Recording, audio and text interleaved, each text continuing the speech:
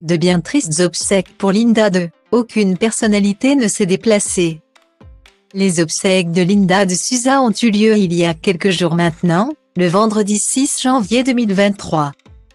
Si des milliers de fans se sont déplacés pour partager l'événement et la peine immense de son fils Joao, avec qui les relations étaient parfois tendues, ce n'est pas le cas de tout le monde. En effet, on a pu apercevoir son agent et exécuteur testamentaire, Fabien Lecoeuvre. Mais à l'exception de ce dernier, aucune personnalité notable du show business ne s'est déplacée jusqu'à l'église Saint-Gervais 5 Protais à Gisors. Dans l'Eure, là où résidait la star des années 1980 jusqu'à sa disparition. Un bien triste constat. Bien qu'il soit relativement logique puisque Linda de Souza, de son vivant, s'était éloignée progressivement des projecteurs pour rester avec son cercle de proches. On a pu voir que quelques responsables politiques, style Diva place Holdé à 1 REA 1, 8 300 px, minimum et 250 px, at Media Screen End, minimum 8 990 px, div.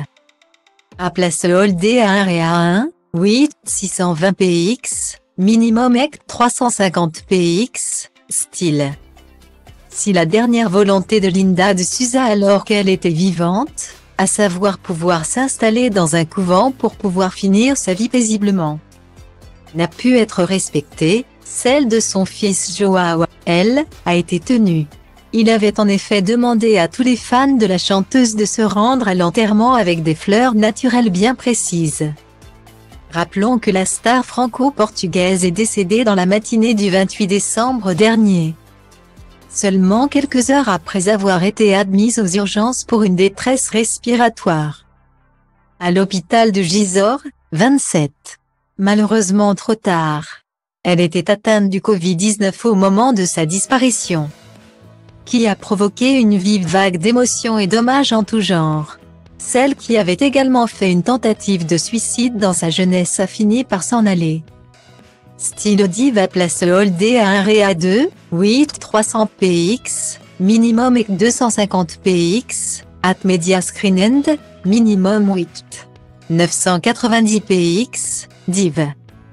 À place Holdé à 1 REA 2, 8 620 px, minimum et 350 px, style. Elle était malheureusement malade depuis quelques semaines, quelques mois. Elle avait cette forme d'insuffisance respiratoire et elle a attrapé le Covid dans sa maison de retraite où elle était. Elle a été transférée ce matin, un peu tard à mon sens, avait ainsi déclaré son agent sur l'antenne de BFM TV. Sur CNEWS, Fabien Lecoeuvre avait également déclaré « Elle voulait s'en aller. Elle m'avait demandé la semaine dernière de lui trouver un couvent, elle était devenue très religieuse. Elle faisait ses prières pratiquement toutes les 2 heures. Elle voulait que je la mette dans un couvent pour avoir une retraite religieuse et finir son existence comme ça. Malheureusement, je n'ai pas eu le temps puisque la maladie a été plus forte.